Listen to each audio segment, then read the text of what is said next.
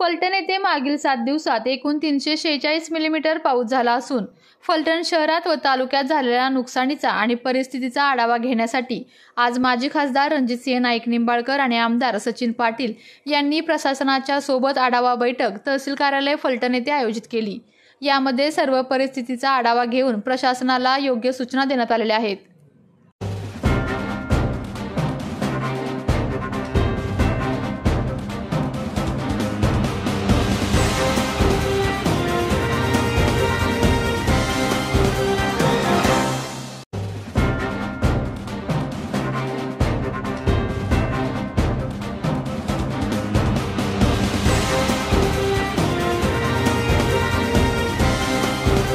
आपत्कालीन काल मोठा पूर आला आणि फलटण तालुक्यात पावसाने हाहाकार माजवला। सर्वच फलटण तालुक्यातील धरणं भरून पाणी खाली वाहत आहे। त्यामुळं या तालुक्यातील शेतकऱ्यांचं प्रचंड मोठं असं नुकसान झालं। शेतकऱ्यांचं झालं शहरामध्ये जे शहरवासी आहेत, जे झोपडपट्टी भाग आहे, शिवाजीनगर असेल, दत्तनगर असेल, शनीनगर असेल, मलटणमधला काही भाग असेल, मंगळावरपेठेतला काही भाग असेल, अशा शहरातल्या विविध भागामध्ये इथं आमचं संजीवराजेनगर असेल, कुळकी आणि परिसरातील सर्वच विद्यानगरमधला काही भाग असेल, या सगळ्याच ठिकाणी लोकांच्या घरात वड्याच्या कडेला जे असणारी घरं आहेत त्या वड्याच्या कडेला असणाऱ्या घरामध्ये पाणी शिरले।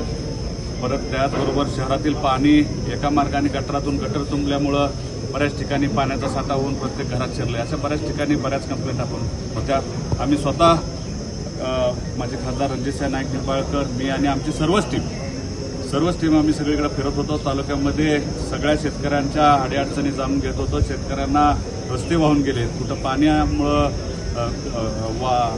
शेती वाहून गेली, अशा प्रत्येक ठिकाणी आम्ही बऱ्यापैकी काल सर्वे केला, फिरलो आणि त्या पद्धतीनं प्रांत अधिकारी आमचे होते, त्यांनाही आम्ही तशा सूचना दिल्या, तेही आमच्याबरोबर फिरत होते। आता सगळ्याच विभागाला म्हणजे पशुधन असेल, पशु विभागाला सांगितलं आहे, आरोग्य विभागाला पण तशा सूचना दिलेल्या आहेत। त्याचबरोबर आपण कृषी विभागाला पण तशा सूचना दिलेल्या आहेत आणि महसूल विभागांना सुद्धा, तलाट्यांना आणि सगळ्या ग्रामसेवकांना सुद्धा आपण सूचना देऊ, पंचायत समितीला सगळ्याच डिपार्टमेंटला त्या सूचना देऊ। शेतकऱ्यांचं झालेलं नुकसान आणि त्याचा पंचनामा होणं गरजेचं आहे, कारण शेतकरी त्यातून सावरला पाहिजे। प्रचंड मोठं शेतकऱ्यावरती संकट कोसळलेलं आहे आणि या तालुक्यावरती सुद्धा मोठं संकट कोसळलं आहे आणि त्यातून तालुका आपला सावरला पाहिजे। यासाठी अविरतपणे आपले अधिकारी वर्ग सुद्धा चांगल्या पद्धतीनं काम करतोय। आम्ही आपले सर्व कार्यकर्ते, तालुक्यातले सर्वच आपले तरुण वर्ग त्याच्यासाठी रात्रंदिवस झटत आहे आणि त्याचाच एक हे म्हणून आता आपण बैठक घेतली। त्या बैठकीमध्ये तशा अधिकाऱ्यांना सूचना दिल्या की प्रत्येक शेतकऱ्याचा सर्वे करून, पंचनामे करून लवकरात त्यांना मदत कशी देता येईल। ज्याच्या घरात पाणी गेलंय त्याला 6000 कसे लगेच त्यांना अन्नधान्यासाठी लगेच उपलब्ध करून त्याला कसं मानधन त्यांना देता येईल आणि त्यांची झालेलं नुकसान तर मोठं एवढं नुकसान भरून निघणारच नाही, पण तात्पुरती गरज सध्या तरी सुरुवात झाली पाहिजे आणि त्यातून तो उभा राहिला पाहिजे। याच्यासाठी आम्ही आता आमचे प्रयत्न चालू ठेवले। इथून पुढचं लाईट विभागाचं सुद्धा काम चालू आहे। लाईटचं प्रचंड मोठं नुकसान या तालुक्यात झालंय। बऱ्याच ठिकाणचे पोल पडल्यामुळं, डीपी पडल्यामुळं लाईट बऱ्याच ठिकाणी बंद आहे। तशा सूचना आपण लाईट विभागाला पण दिलेल्या आहेत आणि त्यांनी सुद्धा बऱ्यापैकी 50% काम आपलं आता कंप्लीट होत आलेलं आहे आणि 50% काम आपण या 2 दिवसामध्ये कंप्लीट करायचं ठरवलेलं आहे। ते 2 दिवसात ते कंप्लीट होऊन प्रत्येक शहरामध्ये, ग्रामीण भागामध्ये लाईट कशी सुरू होईल, कारण चाऱ्याचा प्रश्न असतो, पिण्याच्या पाण्याचा प्रश्न असतो, तो अत्यंत गंभीर। त्याचबरोबर मोबाईल सुद्धा चालू असणं फार महत्त्वाचं असतं। त्यासाठी सुद्धा आपण तशा MECB ऑफिसला सुद्धा तशा सूचना करून त्या 2 दिवसामध्ये ते कसं चालू, पूर्वरत परिस्थिती कशी आपण तयार करू, यासाठी आम्ही निश्चितपणाने सगळ्या अधिकाऱ्यांना सूचना देऊन ते चालू होण्याच्या दृष्टीने आम्ही काम करत आहोत। या ठिकाणी आज आमदार महोदयांच्या उपस्थितीमध्ये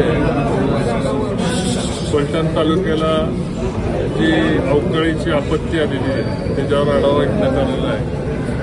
विविध विभागांची जी काय कामं त्या संदर्भात व्हायला पाहिजे होती, विशेष करून प्रिव्हेंटिव्ह नगरपालिकेकडून व्हायला पाहिजे ते झालं नव्हतं। त्यामुळं शहरामध्ये जी काही अडचणी झालेल्या आहेत, शनीनगर असेल, मंगळवारपेठ असेल, मलठण असेल, शिवाजीनगर असेल, अनेक ठिकाणी पाणी शहरामध्ये आलेलं आहे।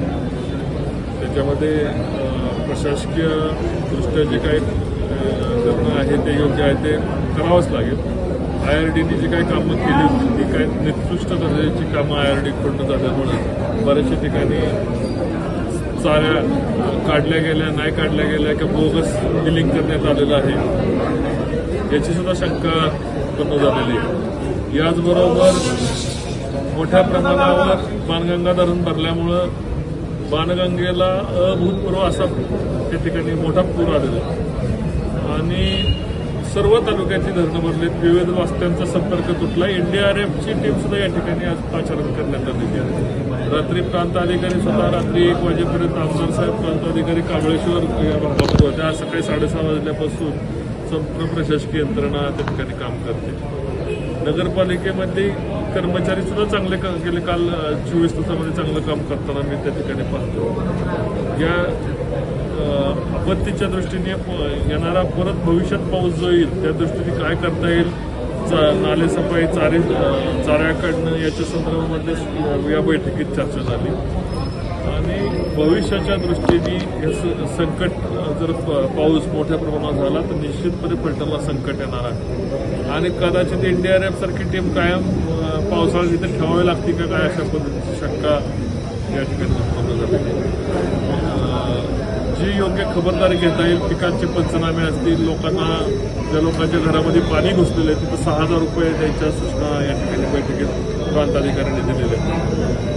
त्याचबरोबर पिकांचे पंचनामे करण्याची सूचना आमदार महोदयांनी दिल्या आहेत की प्रत्येक ठिकाणी झालेल्या पीक फळभाज्यांच्या नुकसानाच्या सूचना दिलेल्या आहेत आणि त्या संदर्भात तलाट्यांना सूचना देऊन तलाठी पंचनाम्यासाठी गेलेले आहेत। कुणी त्या पंचनाम्यापासून वेगळं राहता कामा नये याची खबरदारी आपण सर्व मंडळींनी मिळून घ्यायची आहे आणि हा एक ज्या पद्धतीने सार्वजनिक आपदा आलेली आहे वॉरफ्रंटवर आपण सर्व मंडळींनी या तालुक्यातल्या लोकांचं रक्षण करण्यासाठी 24 तास कामं आपण सर्वांनी करायचं आहे। आपल्या तालुक्यातील जिल्ह्यातील बातम्या सर्वप्रथम पाहण्यासाठी आजच सातारा न्यूजला YouTube चॅनलवर सबस्क्राईब करा, लाईक करा, शेअर करा आणि बेल आयकॉन प्रेस करायला विसरू नका।